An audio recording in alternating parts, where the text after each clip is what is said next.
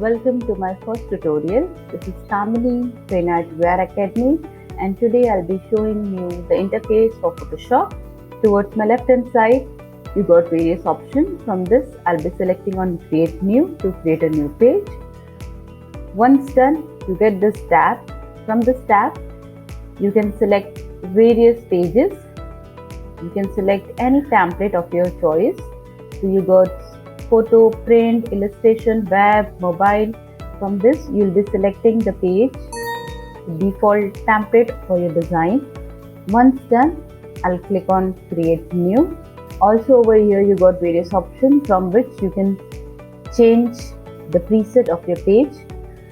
Once done, click on Create, and this is how you create your new page. I hope you really liked it.